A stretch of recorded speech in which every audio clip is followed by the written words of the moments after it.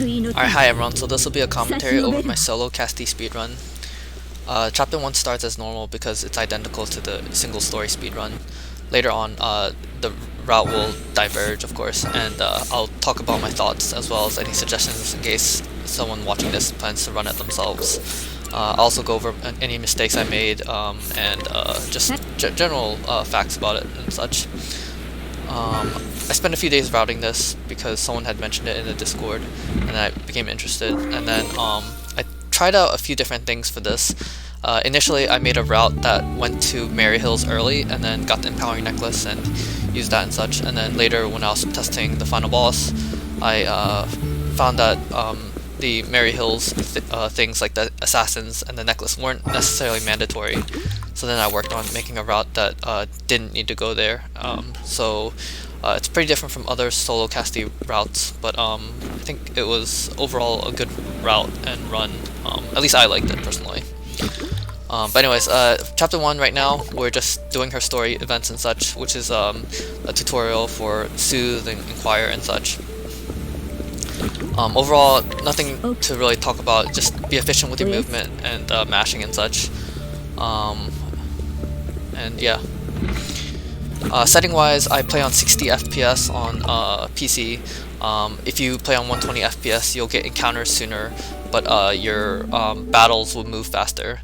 I also set text speed to fast and instant text to appear and all that.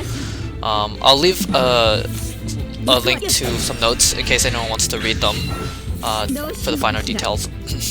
So yeah, we just break encounters, or at least I like to break encounters and flee. I know other runners like to just YOLO flee, depends on runner preference really. By breaking the encounters we get a consistent flee, so we don't fail and such, and I like that consistency personally. So most of the enemies in her starting dungeon are weak to axe, so you can just break them and flee, which is nice. I think that there's at least one encounter that's not weak to axe, but given the choice I'll usually break an enemy, unless I don't know the shields or something. Also in the first map I picked up an empowering ring to get some extra HP, and I don't heal myself because we're gonna level off of this crab. I also did a little bit of walking in this cave to ensure only one encounter, or to reduce the chances of a second encounter. That ring is not mandatory in like single story speedruns, but I like it here because it gives some buffer in case she gets caught by surprise early or something. And there's 1 or 2 times where like the extra HP can help. You'll see that later, of course. This fight I'm not honestly great at because I haven't practiced it a ton. I was practicing other parts of the run, but basically the goal is to break the second guy, do some damage, break him again, and then defeat him.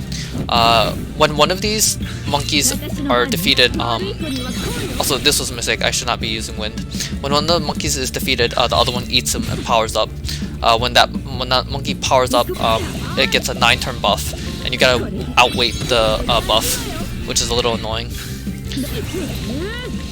But it's mandatory, because like it's basically a scripted event.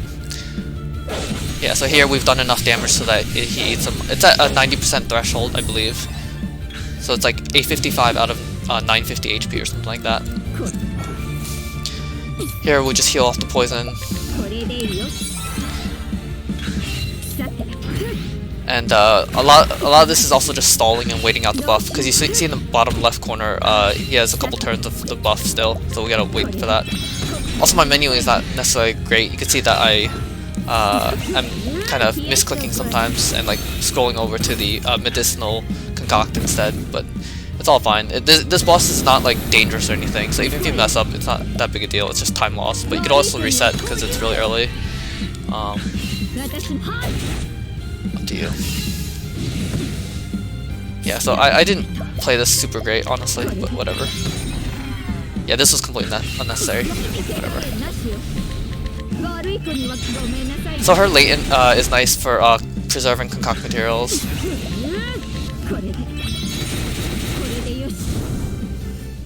Yeah, this was a little bit sloppy. I would recommend if you wanted to do this run, watch someone else's chapter 1, and then copy how their fight goes, because this is not the cleanest. but it's fine. We got through it, so that's good. We also level up, so we don't have to heal ourselves or anything. And more story things. Malaya, great character. Also tragic, but great character. Oh, something else I'll mention is that I am using Turbo controller when I was doing this run. Turbo is allowed, so it just makes mashing faster and such. Okay, this is not mandatory. I cut this like just now in my notes. So this resistant S is not mandatory. You could just ignore it, and it's like a free 10-second time save at least. So if you're doing this run yourself, that is. We buy one of the earrings because it's mandatory for Inventor. For the for one of the inventions, and we want to get step ahead. All of the solos get step ahead because it's super useful for solo speedruns. That extra turn, and also most categories get it too, honestly. So it's just a super powerful ability, getting a free turn. You could defeat pretty much any boss in the game without taking damage if you really wanted to with that ability. Anyways, we take the boat right away because we want to go over and get Scholar ASAP. The beginning of the run is basically get some money and get the Scholar, and then get step ahead, the Inventor passive, and also, you know, still break enemies and flee, and do some tags along the way, and then gradually just power up a little bit here and there. And then of course get Merchant. Merchant's gonna be our DPS throughout the whole game. Hired Help is a very, very strong skill, so. Okay, here on this map, if you walk parts of it, you can dodge the second encounter, and you can dodge it while picking up the Herb of Serenity. So that's what I like to do. Unfortunately, you sometimes get doubles like this. If you want, and you have Latent, you can actually put them to sleep and flee. I like to preserve Latent until I really need it, just to avoid using the in and such. There's not really any mandatory ins, but there's some optional in chances in this run for Castti. Also, if you're moving on ladders, it doesn't affect step count, so you should run on the ladder. But otherwise, walking will decrease the encounter chance. And I play really conservatively compared to other runners. I walk a lot more than I probably need to. But it's all runner preference. So these birds are weak to ice, and it's not usually recommended to break enemies with spells because their animation is longer and it's slower. But I like that consistency. And also those birds are a little annoying because they have this debuff ability, and it's a little bit slower than other animations. So, and here I'm just walking to avoid the second encounter again. Here you can run this. I'm not sure if you can get a second encounter on the screen with like min-roll steps or something, but if so, it's extremely rare, so I just run it.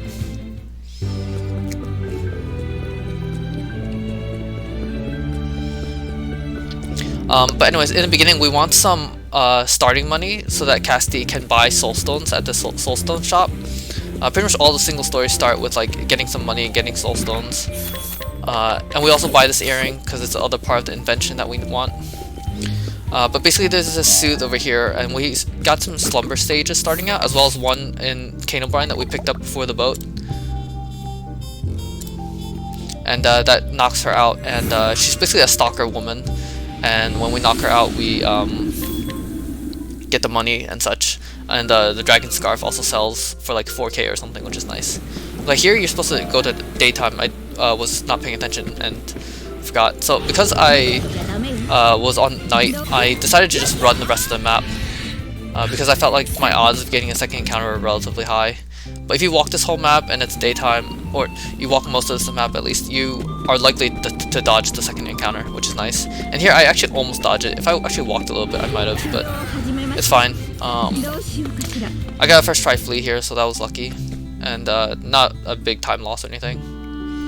Okay, here I also walk a little bit to avoid a second encounter. If you tag Cropdale later with evasive maneuvers, you only get one encounter on the previous map and one encounter on this map. But tagging it early means we get 2 encounters on average. But in exchange, we do get like this money to test and such. And early game money is worth more value than late game money. Like if that chest was nearby and it was late game, I might just ignore it or something. But because it's early game, I really want that because it's 1 extra M stone, which is very precious in the early game. Basically, like a lot of here is another concoct we do to another soothe we do for money. You knock him out, he's a drunk patron, and then you get some money and such. You also do an inquire to learn about well irises, and that's used for a quest in Well Grove later for some elemental reduction armor. But yeah, a lot of Octopath speedruns are about snowballing. Like early game money is more important, and then gradually other things, your power is higher and the value changes. Like later on, 1,600 is not a big deal to us. Also here you can see that I'm walking a little bit here and there during daytime while rotating. That's because I want to avoid this encounter on the screen if possible. And if you walk, you can usually skip the encounter, but you don't want to walk at night because that's a higher encounter rate. Here we sell 8 plum leaves because we don't need them, and we need 300 extra to buy the soul stones we want. So 1 fire, 1 ice, 1 thunder of the smalls, and then 2 medium lights, and then the rest are thunder M's. And then you saw that I went to day before I walked, and I didn't get the encounter, which is nice to skip that. Although I did all of that kind of slowly, so time might have broken about even or so. I'm not sure, but it's fine. On this screen, I actually don't know what these guys are weak to. I think maybe sword, but I don't know if Castti can break. So if I don't know, I usually just YOLO flee. And it's not like it's dangerous or anything. Also, something else about the ring we picked up in Chapter 1, having that ring makes traversing some of these maps safer. Because you can see that in the top right, I have 257 HP. If I did not have the ring, I would have probably like, 57. And if you get caught by surprise, you could wipe or something. It basically saves you from having to heal out of safety. And because of that, like the time loss of picking up the ring and equipping it is not actually as big as you would think. And then later, of course, it has safety in case you get caught by surprise or you take an attack more than you should, and something high rolls or something. Alright, every single enemy on the Winter Bloom maps is weak to Thunder M, so you always just chuck that. It's actually faster to have Shadow M, but we don't want to like menu and like buy those and such, because later we'll also need Thunder M's for other enemies. So I think it's better to just buy all Thunder M's and simplify the Soulstone buying shop menu.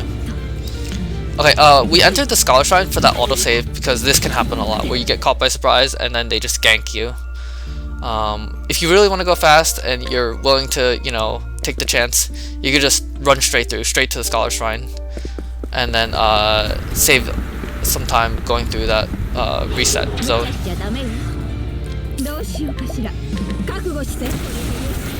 Also, while the EXP and the JP is not like terrible, it's actually not mandatory that we're getting this. We get enough like mandatory battles later that like we can skip some of these encounters that we're getting. We only need level 20 by chapter 4, and we're guaranteed it with the static encounters. So sometimes when you can skip an encounter on these maps, you usually take that. And of course you learn 2 skills. It doesn't matter what skills really. We're really never going to use them, and then put on evasive maneuvers. I walk a little bit so that I don't get another encounter, because it's possible to happen. And I enter here again for the autosave.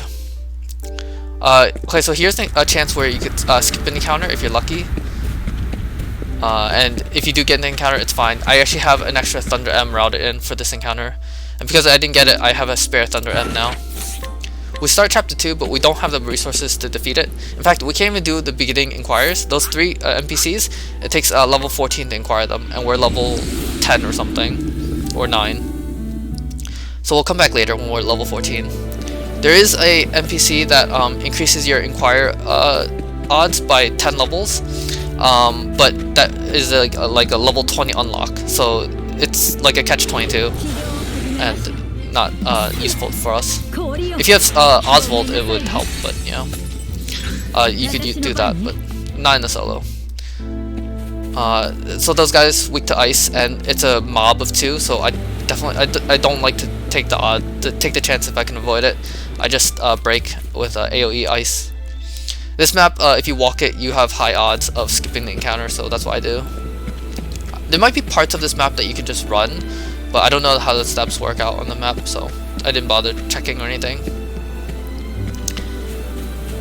The Winter Bloom area, by the way, that level 10 reduction is useful if you want to get a Rev Jam. It's a level 40 Rev Jam, but with a level 10 reduction, it's level 30. Also here, we also use a Thunder M again. But for our purposes, it's kind of slow to grind out to level 30. So we just stick with level 20 and don't get that Rev Jam later. Okay, so earlier I went to night and then I went back to day. Basically, day and night encounters in Octopath 2 are different. The night encounter here is scorpions and the day encounter is birds. We want the birds because they give more EXP. They give less money and JP, but we don't care about JP and the money is insignificant. So we just want the EXP to get level 20 ASAP. I also went to night early on because I want to force the encounter sooner. That way, if it catches me by surprise and it wipes me, I reset sooner. If I run the whole map and then I get the encounter and then I wipe, I have to run more distance going back, which is why I go to night initially, so I get the encounter sooner. I also sometimes like to just cycle day and night so that I don't get it on a map that I don't need, because sometimes it might transition to night and I don't want that. So here we're picking up the inventor class. You can either go from New Delsta where you get an encounter, or you can come from the port where you don't get an encounter. I believe that time-wise it's very similar and close. If you get like first try fleet, I think it's slow. It's slower to go from the port, but it's also just very consistent, and I like that. And there's nothing we need to do in this area, so getting the encounter does not help us or anything. But whatever, it's fine either way. These things are just minor differences, and it's up to the runner really. We turn in the soul stones and the earrings we got, and we get 2 abilities, crit scope and elemental bomb bottle. We don't really use those. I think that there might be niche cases where you could use them in a random encounter, but I didn't route it or anything. That's because we do all the bosses as a merchant, and because we do it as merchant, we don't have access to inventor. If you're like Particio or someone, then you could maybe use it. Okay, here you could choose to put on step ahead later or now, but I choose to put on now to get an extra flee chance. I also put in the 4th slot so that later when I'm putting other support skills on, I can just go down. Because there's 2 other support skills and then we have to take them on and off. Okay, for here I thought that these guys were weak to fire, and then when I didn't know, I just decided to flee. So a bit of a time loss and a mistake, but it happens. Okay, so the next map is a little more dangerous, Crackeridge. Very infamous surprising screen. The enemies often can catch you by surprise and just wipe you because they hit pretty hard. If you use a light M, you can defeat the 2 encounters that follow the Armor Eater. And then the Armor Eater, when it's on low HP, it becomes safer because it tends to use Rock of the Heavens or defend more often.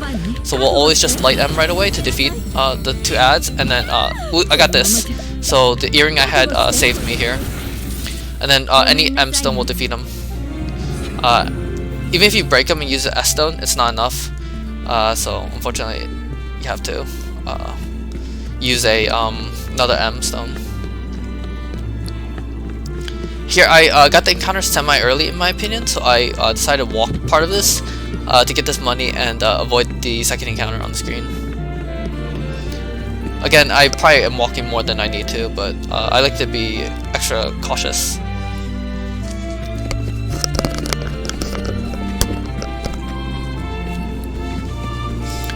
Here I safety save in case I get caught by surprise. It happens.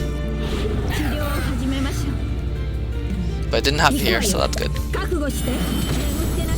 Yeah, ideally you outspeed the Armor Eater and that you don't get attacked or anything. Saves time, of course, because you don't get to see their animations. If you see my JP, it's around like 300 and something, I think.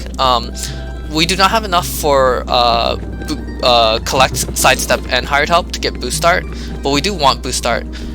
So instead of grinding an extra encounter, I decided to just use beastlings on the upcoming battle. But I don't want like the menu on the screen in case I get caught by surprise. Although I probably could have because I walked so much that it was safe-ish. But here I like the menu and then save because this map can also catch you by surprise. We learned sidestep and hired help because collect is higher up in the menu, so later when we need to learn boost start, it's faster. After this soulstone, you want to go to night. And as I mentioned, we use hired help beastlings to defeat this. And we just got a whole bunch of money from the previous map, so we can always afford it. This is also useful for getting us the level we want. You see that I reached level 14. You do need level 14 for those Winter Bloom Inquires, as I mentioned, and you're basically guaranteed it. It's possible to reach it sooner if like you get a Kate or something, but obviously we don't really route for that, and I didn't make any Kate plans or anything like that. Right after tagging this, we leave right away because we're really poor. We just used like all of our money. So here's a pretty quick convenient chest. There's a very minor encounter chance, but it's so unlikely I don't bother you know, walking or anything. Here we put some people to sleep in order to do a quest, and that gives us also some more money. It's basically the 3 adult NPCs, and then we get a hat and some money. We don't use the hat for the whole run, but we use it for part of it in case we need in case we want to use the defense from it. And then this is a free shield too, so I might as well pick it up. I believe I was looking at my notes when I was doing that part of the run, so that's why I ran to the right instead of TPing over. We have level now, of course, so we can do these inquires. And we're gonna quickly go through and finish this chapter. Inside the tavern, there's an NPC who, when you inquire, he spawns a palm leaf, and this was like the fastest convenient one I know of, and it helps with one of the battles later, so we get that. This one is mandatory. This is really slow, honestly. I feel like there's a better way to do this, but if you want to watch your Lily of the Light count and check for drops and stuff, you can plan around this, plan around buying that, or just use Leighton on the boss that we need them on. It's right there, so it's not like that big a deal. Maybe like 10 seconds or something. I'm not completely certain. I think that there's probably a way to conserve Lily of the Lights on the chapter 1 boss as well, but I didn't bother. And of course, if you get the whatchamacallit, the herb shop during the black market phase, you could maybe route in like selling some items to buy the Lily of the Light sooner, but then you have to, you know, sell stuff, and our money is really tight during the soulstone buying phase, so I didn't bother, and I choose just to get it here. Okay, honestly, I haven't practiced the story sections a ton, so that's why you can see me making some minor mistakes. But it's fine. We finished the story, and now we have to go to the thief place to defeat the boss. Pluck is kind of annoying. If you want, you can do a L stone and then beastlings, and then that could save you some money. But it becomes a range if the beastlings don't crit enough, and then if they don't crit, then you might need like an M stone or something, which is annoying. So, and also we don't have any armor on right now, so instead of menuing the armor on and doing all that stuff, I just use vets. She has around 16k, and the ads have like 13k and 12k or something like that. So rather annoying boss, honestly, because like it's like just out of range that the beastlings aren't like guaranteed. If an L stone and beastlings were guaranteed to defeat the boss, I'd be more willing to use them. But yeah, you can also like defend and then defeat them and then check whether or not to use an L stone, but then Pluck gets a whole bunch of actions and stuff. So also something else worth noting is that this encounter or this battle gives you enough JP for boost start, because now we can learn collect, and that is necessary for what's coming up. We want to grind at least a little bit more. And I get this Ice M because it's a convenient, or not super convenient stone, but I wanted just one backup stone in case like I got an encounter and I needed it. Although I did actually already have a backup stone because I saved the Thunder M, but having another is not terrible. It is a little slow though, so you could opt to skip it if you want. And here you saw that I put I learned collect. I put on grows on trees to make more money from battles, and then boost star as well. And the nighttime battle here is static, so you're guaranteed this group of 3. Still pretty dangerous though. We could have actually done this earlier after we got the 23k, from this area, but the thing is that after pluck you get 1 extra level, so your chances of being caught by surprise are reduced.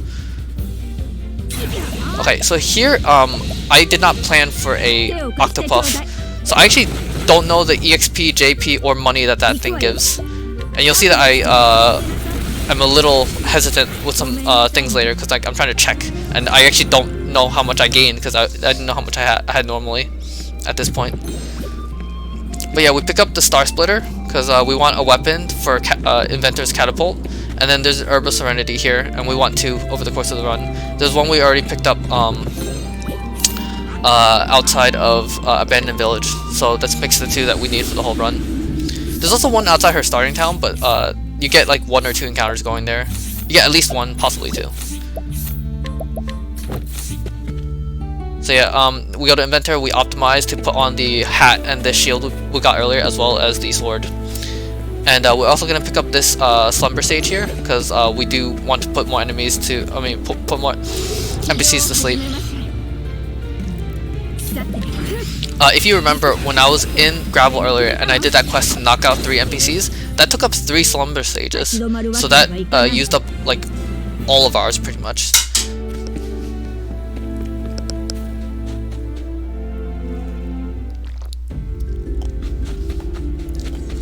So in the previous map we did the daytime battle because it was more EXP.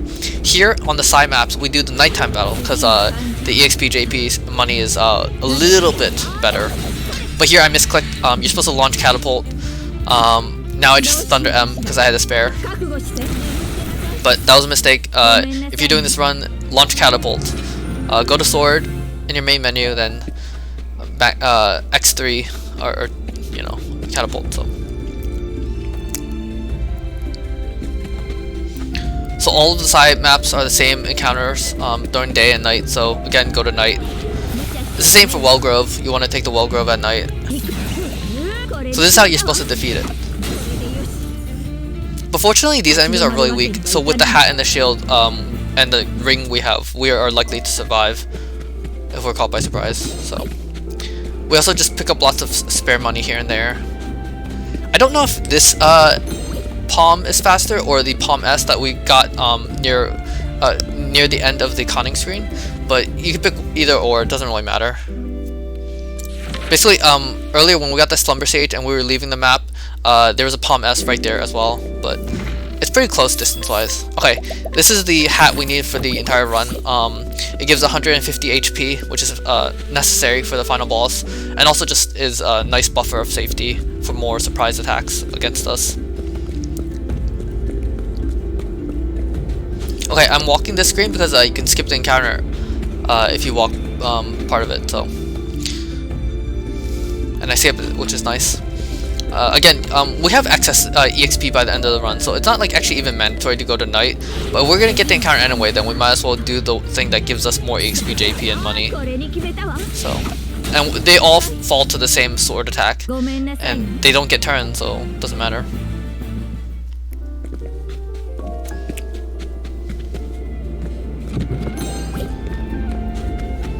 Alright, so that's a reinforcing gem. We need that for the final boss. We need like 4 BP items and then 3 rev gems. So that was one, and here's another one right here. So it's pretty convenient that they're really close to each other. And we want to walk a little bit to avoid the encounter, but it's very safe to get it and run back. It might be better to walk and try to get to that screen without an encounter in the first place, and then get the reinforcing gem on the gate afterwards, but haven't tested that, so.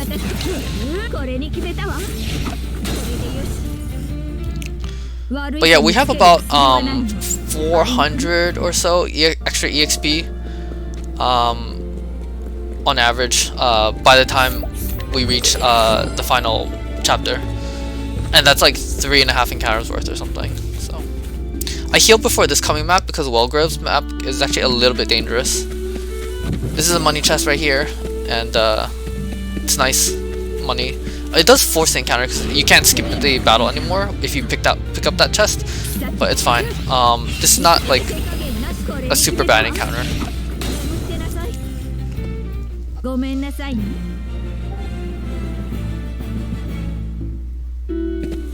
Also, you see that it's daytime. That was a mistake. I should have gone to night. but I think that I was just kind of forgetting in a moment. I was trying to like calculate what to do about the Octopath. Here we don't do Wellgrove right away, we actually come back later, because it's a convenient warp and a convenient shop to use. I think at this point in the run I was debating skipping the dagger up here that sells for 4k. So again here I should have gone to night, but oh well.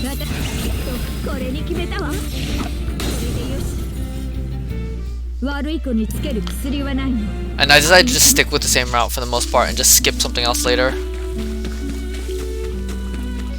So this sells for 4k, and we pick up like a lot of these small money items and such because we don't have like big chests of money anymore.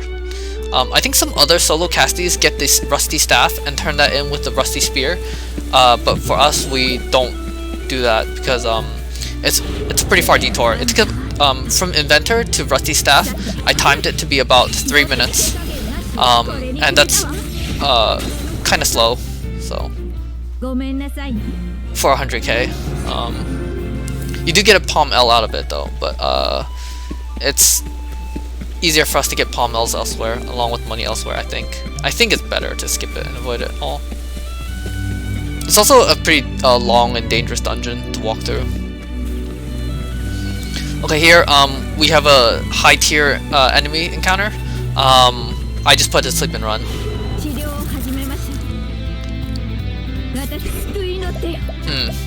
It's probably better and more optimal to go to night because the nighttime encounter is static and it's always guaranteed to be 2 enemies. So when you put them to sleep, you're only going to see 2 enemy actions. I didn't think about that, but I just thought of it just now. It's probably better, yeah, to just go to nighttime for that battle. And then you get less sleeping animations. Okay, here we buy 2 bracelets. You only actually need one for the final boss, but having both. Also, you're supposed to equip it in there, but I just made a mistake. And I just want to check that it was on. You only need 1 bracelet for the final boss, but I get 2 for safety for during exploration and such. And then there's also some bosses we'll fight in between, and it'll help there a little bit. I just played kind of conservatively, so even like this route in general is routed so that we have excess resources here and there. That's like a free L stone-ish. So we get that. So this is the guy who's guarding the rusty spear, and all of the rusty weapons can be turned into the Arms Master for the upgraded special weapons. But then they also sell for 100,000, so it's good easy money. We stay on night because we gotta soothe this guy now, and we run out of slumber sages perfectly here.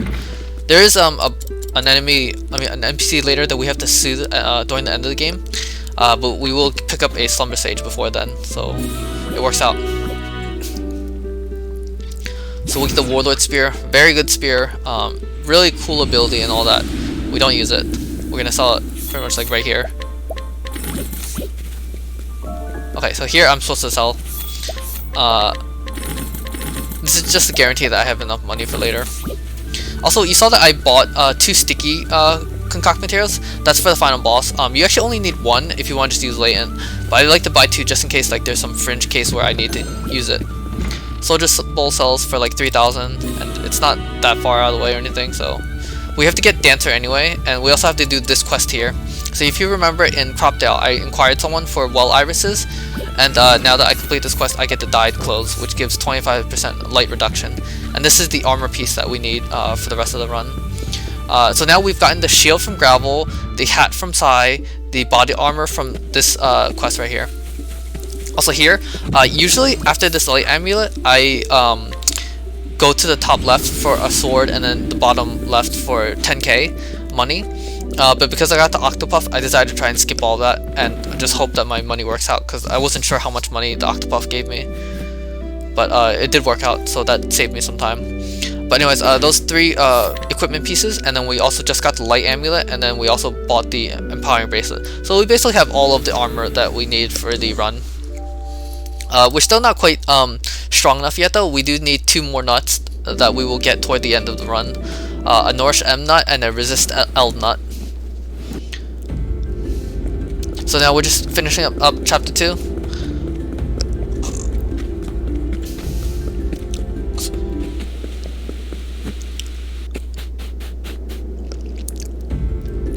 So here it's really easy to go straight left. You want to go down a little bit and move efficiently so that you avoid the encounter. I think that in this upcoming dungeon, if you walk it, you can maybe skip the encounter, but we're still on Inventor, so it's not that big a deal for us to just defeat it. Also, the very first encounter you get in any map, it comes up sooner than later encounters. So by getting this encounter, we will not get a second one or anything.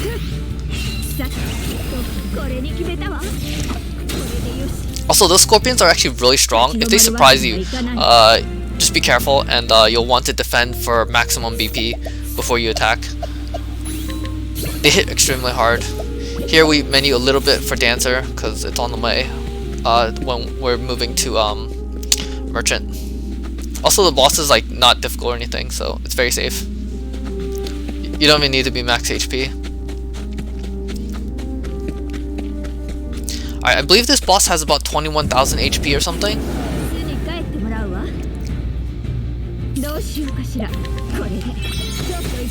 And I think that if it's on one shield, you can actually use Beast X4, and that should usually defeat it.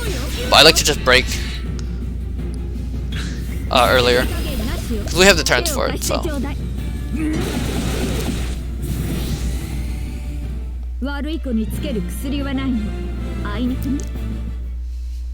Or it has like 20,000 something. It's not much HP though, so basically, aside from her final boss, all the other bosses are chumps that in her story, so pretty nice. And her chapter 3 has no boss, so that's good. We finished up side now, but we're actually not done here.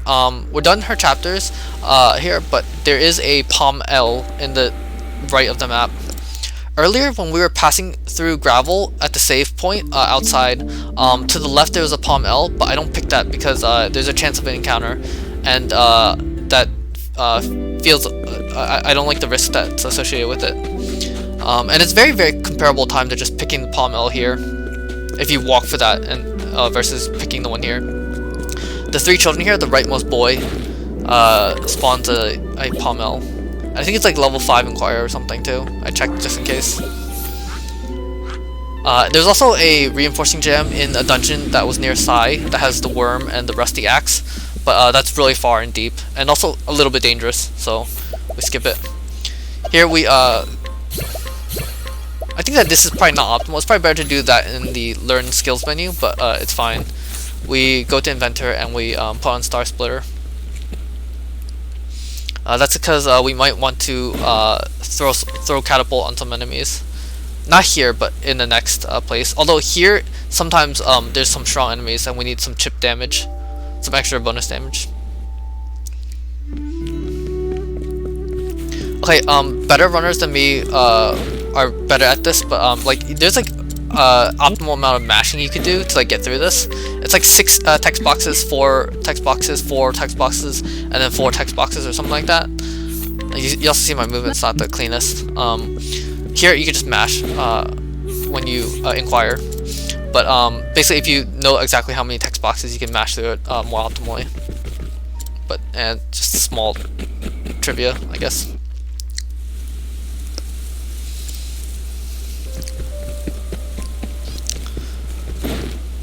So yeah, just more story things.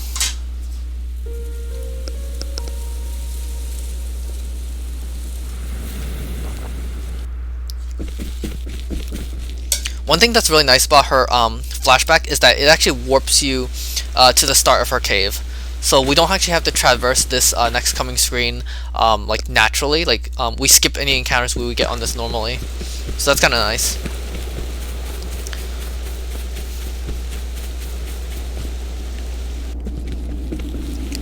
We also get an autosave when we enter this, because this place can be a little bit dangerous, so that's also nice.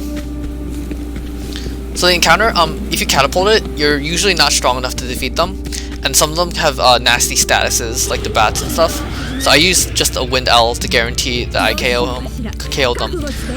If you get a convenient turn order, I think that you could defeat some of them with Concoct Mighty Leaf to boost your attack, and then defeat them, but not super important either way. We do have that L stone, and it is fast to use and such. So, but if you can preserve it, it's nice, basically.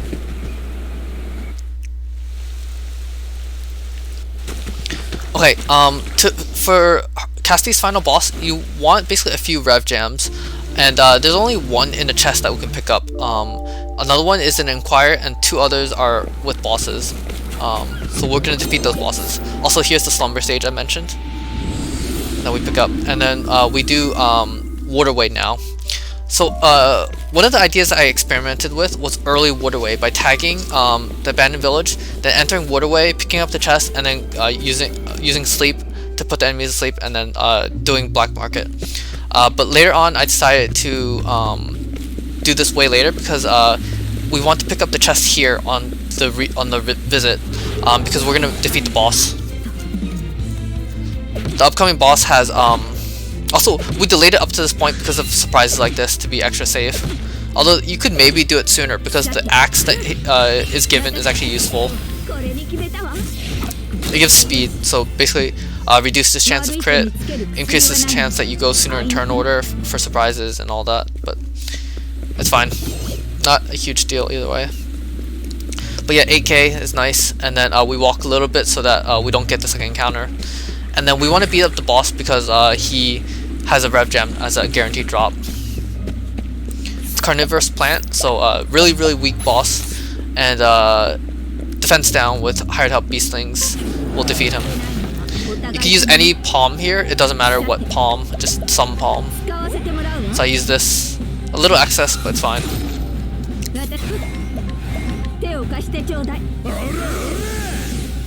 And we use 2 ruffians because slightly shorter animation, I think. And beastlings will defeat him. I think he has like 20k or something HP. So not leveling up to level 20 kind of sucks here. You do want level 20, but it's fine. If you get level 20, alright, so you also pick up the Frost Axe and put it on. If you get level 20, here I put on the Frost Axe, then you can do Cropped Out early and get the Norse M and put that and use that because the upcoming boss is actually kind of dangerous sometimes. Okay, so we have the Frost Axe on now. I did not need to defend here, by the way. These guys are weak to axe, but we have Sweeping Cleave, so we can defeat the random encounter here. There is a special Condor that's like really bulky, so we cannot defeat that, but we can defeat everything else with the axe. And it's faster than menuing to Inventor. Okay, but we're gonna get another Armor Eater battle here, and this battle is actually a little bit annoying because we can't Sweeping Cleave them; they're a little too strong. But we have the Ice M from Winter Bloom, and in addition to that, we've got the Frost Axe, which boosts ice damage. So this ice is actually boosted by 30%, and that defeats the 2 adds. And then this guy has 160 HP left, and we always hit 80 at least. We hit like 88s, so 2 axe attacks will defeat him. This is not like a super great way to defeat that battle. I think that if you could save the Wind L, you want to just throw it here instead of using the Frost Axe. But it's kind of cool to use a elemental boost weapon in a solo. Alright, so I left here and re-entered for the autosave. If you wipe here, you get set back a map because the cutscene transitioned you inside. And this place is super dangerous, so I exit for the autosave. You can also save outside, but the autosave means that you don't have to do the suits again if you wipe. So this is why I like to get the Norse M, because of surprises like this and the boss coming up. It's also why I get the autosave too. So you see how like low HP I am? Very dangerous. Generally I don't like that we have to come here, but there was the Rev Gem here near the beginning. There's also a 13.5k chest, which I don't need for this run because I got the Octopath, but I got it anyway because I didn't know.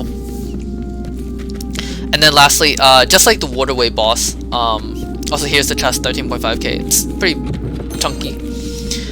Just like the Waterway boss, this upcoming boss drops a Revitalizing Gem, which is mandatory for our strategy. In addition to that, defeating the boss completes the quest, which gives us a little bit of money, but more importantly, we get a Resistant L Nut, and that Resistant L Nut is actually mandatory as well. It reduces the final boss's elemental attacks just enough that we can tank his attacks at level 20. That we can tank it enough times. Also here, we have to put on Show Goes On over and also Hail and Hardy to be extra safe. Because again, this boss is actually a little dangerous. Probably the most, yeah, it's definitely the most dangerous boss in this entire route. More than the final boss. You have to maintain Rehabilitate, because his statuses, if you know the Malboro enemy in Final Fantasy that gives every single status to the entire party, this is basically this game's version of that. So absolutely keep up Rehabilitate. Here you can flex and do either thing. I refreshing jammed here, but I should have concocted Palm and Grape, but it's fine either way. I got good turn order. So here, because I got good turn order, I could get full BP and just burst now in exchange for latent. So one thing I wanted to experiment with was using Sticky Leaf to ensure crits with or get a high chance of crits with guards, because on that turn when I use Beastlings, you could actually use guards instead, and then it becomes a range to defeat this thing. The thing was that I didn't know if Sticky Flower guaranteed a KO on this boss, and then more importantly, I liked having to defend for extra defense.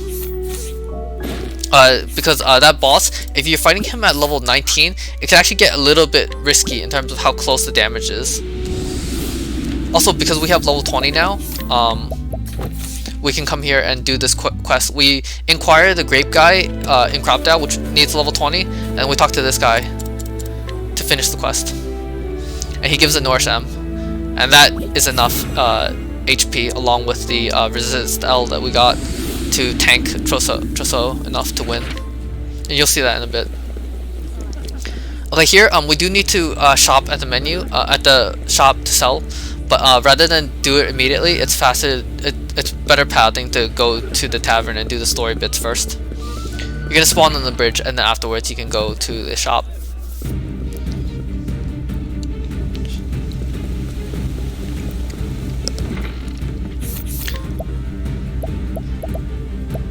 So here I'm using all the nuts. And here I specifically use the Grape Bunch because that removes it from my inventory. It makes menuing for the boss later kind of nice. That's only 2,200. I thought that the bow was 3,000. It might be better to skip it. I'm not sure. Also here I had way excess money because of the Octopath earlier, so I decided to buy an extra diffusing serum. That was completely unnecessary. Because I had 165, you have 30k excess. You only need 135 for the boss, so you can actually just Beastlings twice on the lower floor and upper floor. But whatever. Now we're set up. We have enough money. You need 135k, but the route is set up so that you get 150k reaching this point. And then of course you can sell your axe, and you can even sell a bracelet for a little extra money. And then there's other backup money around town, like there's a necklace to the right that you could get and sell and stuff. Okay, so these are the annoying enemies. You cannot put them to sleep and flee, so you have to use Beastlings on them.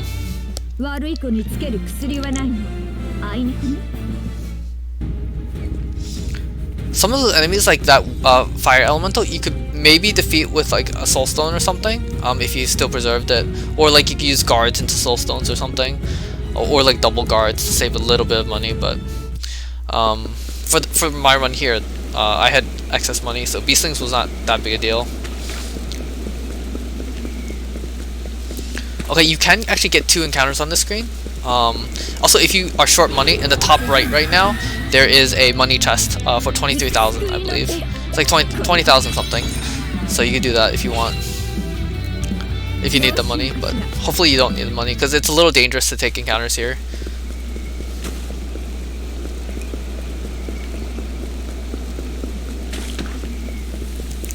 So you could get a second encounter going to the boss, but okay, here we menu one last time. You need Show Goes On because it gives 1 extra turn, and that is actually important. And we also need the Light Amulet. We kept the bracelet on up until now because it helps with caught by surprises and such. But now we're going into the final boss, and we need our final setup. We save and quit to reset encounters, but also because we no longer have evasive maneuvers since we have Show Goes On, and walking to the boss should be safe.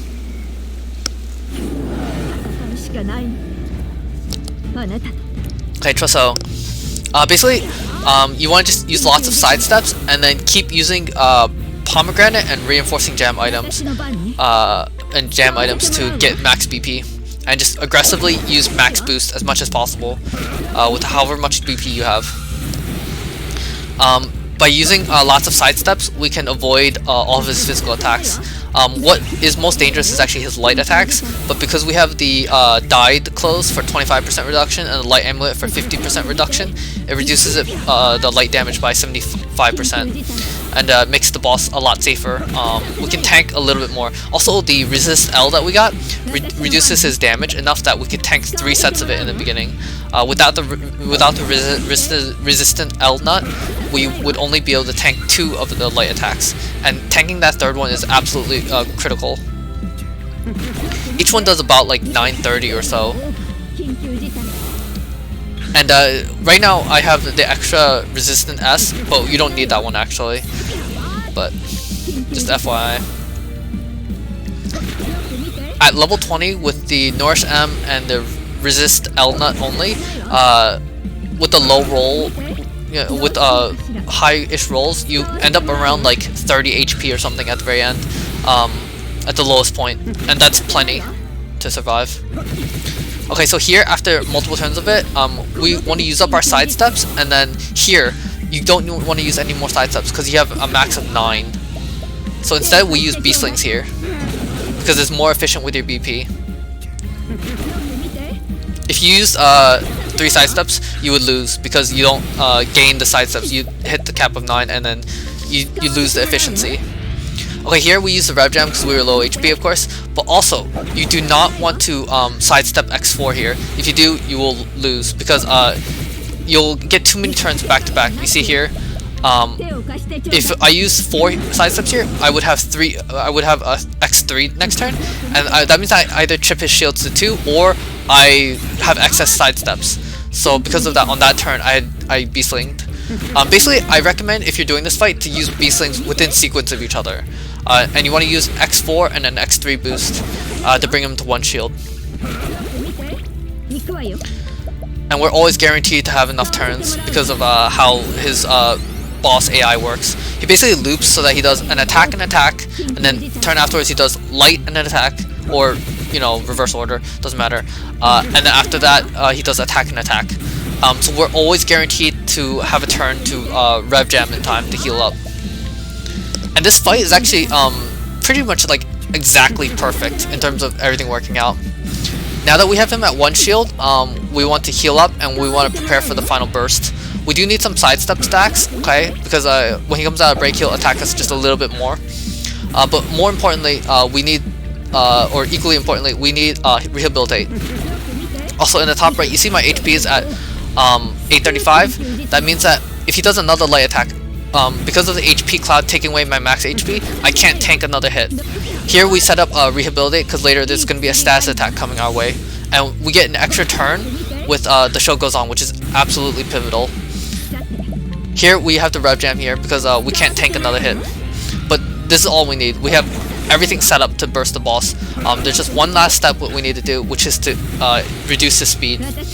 By using Sticky Flower and Strengthening Serum, this gives him 4 turns of speed down and also pushes his turn next turn so that we go first. This almost guarantees that all of our vets will crit because crit is based on the enemy's speed. By reducing their speed, you have a high chance of crit, and you avoid ranges and such.